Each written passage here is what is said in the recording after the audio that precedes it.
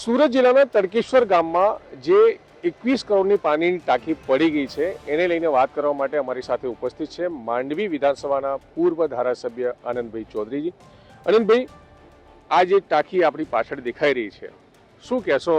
કેમ કે શરૂઆત થાય પહેલા જ પાણીમાં જ વહી ગઈ છે પાણીની ટાંકી। ભાજપનો જે ભ્રષ્ટાચાર છે એ હવે છાપરે ચડીને પોકારે છે। માન્ય સિંચાઈ મંત્રી શ્રી સી.આર. પાટીલ ખાતમુહૂર્ત વખતે આવેલા અને 21 કરોડ જેવી માતબર રકમની પાઇપલાઇન સાથે 33 ગામોને પાણી પહોંચાડવા માટેની યોજના હતી અને એના પહેલાં 33 ગામોના લોકો પર આશાનું જે કિરણ હતું એ પાણી ફરી વળ્યું છે। ત્યારે જ્યાં સુધી 40% રકમ જે તે પ્રોજેક્ટની કમલમમાં જમા નહીં થાય ત્યાં સુધી વર્ક ઓર્ડર આપતા નથી। આપણે નથી કહેતા, કોન્ટ્રાક્ટરો પણ એ રાવ કરે છે પણ બોલી શકતા નથી।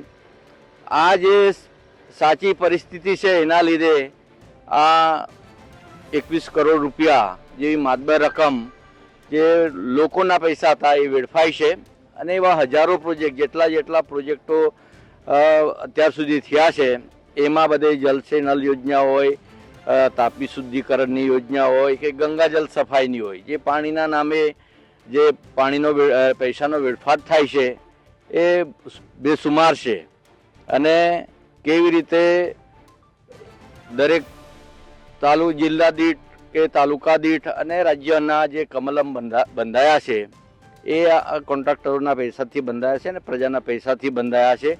એમાં ભાજપનો 1 રૂપિયો નથી।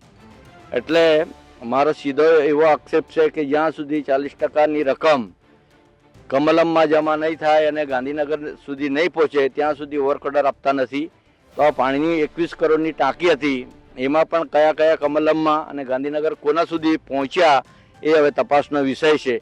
આ 21 કરોડ રૂપિયા જેવી માતબર રકમ જે આદિવાસી વિસ્તારમાં પાણીની જ્યાં અછત છે અને પીવાના પાણીનું શુદ્ધિકરણ જે ગાય પગલા યોજના જૂથ પાણી પુરવઠાની યોજના છે એનું આ કામ છે અને અત્યાર સુધી જેટલા મોટા જૂથ યોજના પાણી થયા છે એમાં એ જ પરિસ્થિતિ છે। પહેલાં ટાંકી બંધાઈ જાય પછી પાણીનો સોર્સ શોધાય છે, સોર્સ નહીં મળે તો પાણીની ટાંકી એમને ઊભી છે। હજારો ટાંકી આખા સુરત જિલ્લામાં છે। એટલે આ જે પૈસા પ્રજાના વેડફાય છે ને માત્ર કોન્ટ્રાક્ટરોને ફાયદા માટે અને એ પણ એજન્સીઓ જે હોય એ ભાજપના કાર્યકર્તા હોય છે અને મળતિયા હોય છે। એટલે જ્યાં સુધી આ લોકોને ઉજાગર નહીં કરીએ, લોકોને પ્રજા સુધી નહીં જાગે ત્યાં સુધી આ ભ્રષ્ટાચાર ચાલતો રહેશે। આ ટાંકી જે પડી ગઈ છે આનંદભાઈ, તો આમાં શું લાગી રહ્યો છે? કારણ કે હજુ તો એનું ઉદઘાટન નથી થયું, સમજ્યા? 21 કરોડ ખર્ચાયા છે। 11 લાખ લીટરની કેપેસિટી હતી, 9 લાખ પાણી ભરતા એ ટાંકી ધરાશયી થઈ છે। તો ખુલ્લો ભ્રષ્ટાચાર થયો છે।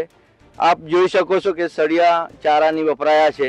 આટલી મોટી ટાંકી બનાવે અને મટીરિયલ કેવું વપરાયું છે, હલકી ગુણવત્તાવાળું। કાલે અમે જોયું તો અંદરથી સ્લેબમાંથી માટી પણ નીકળે છે, એવી પણ પરિસ્થિતિ આપ પણ જોઈ શકો છો।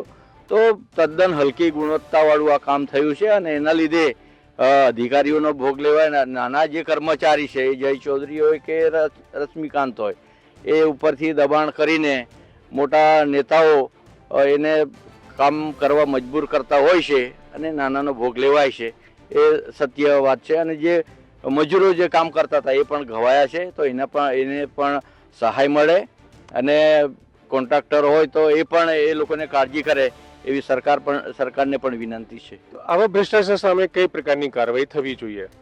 અમે તો સીબીઆઈની તપાસની માંગણી કરીએ છીએ કે આ જેટલી જૂથ પાણી પુરવઠાની યોજના છે એમાં સીબીઆઈ તપાસ થાય। એ નલ સે જલ યોજના હોય કે બીજી તાપી શુદ્ધિકરણની જે યોજના હોય એમાં સીબીઆઈ તપાસની માંગણી કરીએ છીએ। તો બિલકુલ માંડવી વિધાનસભાના પૂર્વ એમએલએ આનંદભાઈ ચૌધરી ગુજરાત તક સાથે વાત કરી રહ્યા હતા અને તેઓ હવે આ ભ્રષ્ટાચારની ટાંકીને લઈને સીબીઆઈ ઇન્કવાયરીની માંગ કરી રહ્યા છે અને સાથે સાથે આ ટાંકી પ્રોજેક્ટ સાથે સંકળાયેલા મોટા લોકોની સામે પણ કાર્યવાહીની માંગ કરી રહ્યા છે। સંજય સિંહ રાઠોડ, ગુજરાત તક, સુરત।